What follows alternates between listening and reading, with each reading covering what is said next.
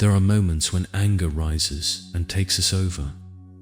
Moments when insecurity creeps in and makes us feel small. We think it's random. We think it's just who we are. But it isn't. These storms don't appear out of nowhere. They are born from the emotional junk we've carried inside for years. Sometimes for an entire lifetime. Pain that wasn't processed. Fear that wasn't faced. Wounds that were never healed.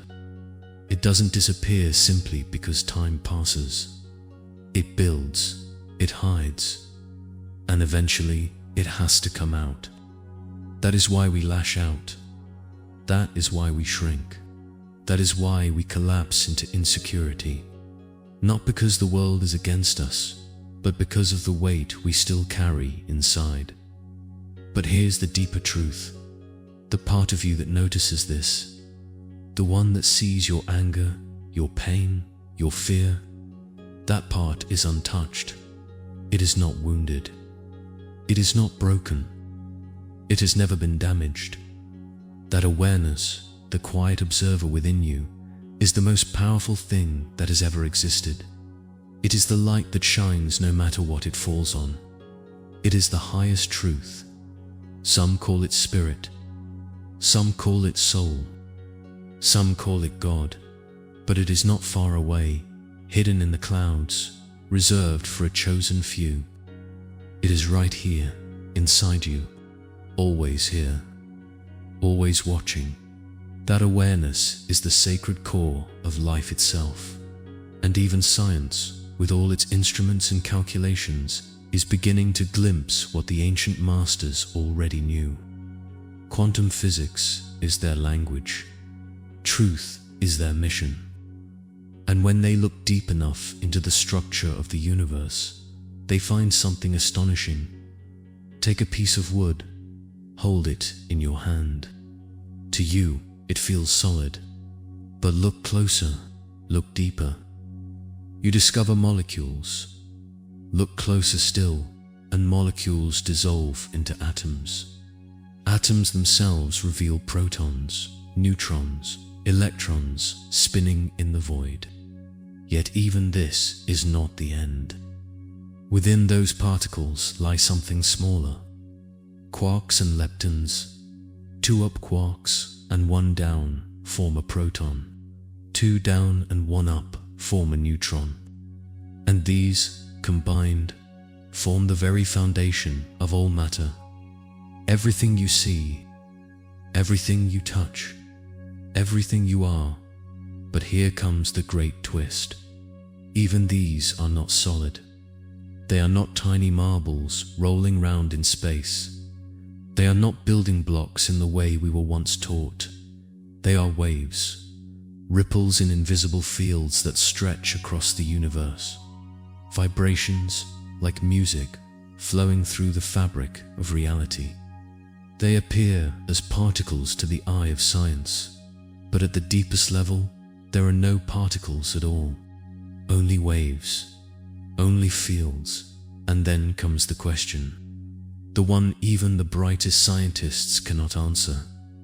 What are the fields themselves made of? They know the fields are everywhere. They know they shape the universe.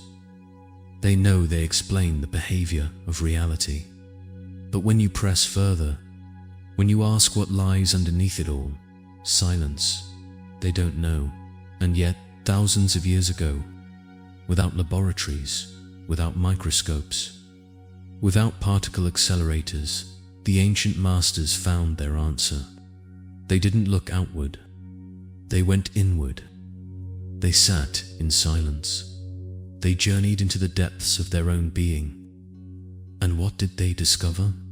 That the deepest reality is not matter, not particles, not even fields. The deepest reality is consciousness. The same consciousness that is aware of your thoughts right now. The same awareness that has watched your life unfold from the moment you first opened your eyes. The same witness that has never left you. Not during your storms, not in your darkest nights, not even in your deepest suffering. Always present, always awake, always untouched. So think of this: your anger, your insecurity, your fear. These are surface waves. They come and they go. They rise and they fall. But the awareness beneath them, that is the ocean, unshakable, infinite, eternal. You may be tossed by the waves. You may feel the storm on the surface. But the depths remain calm. The depths remain whole.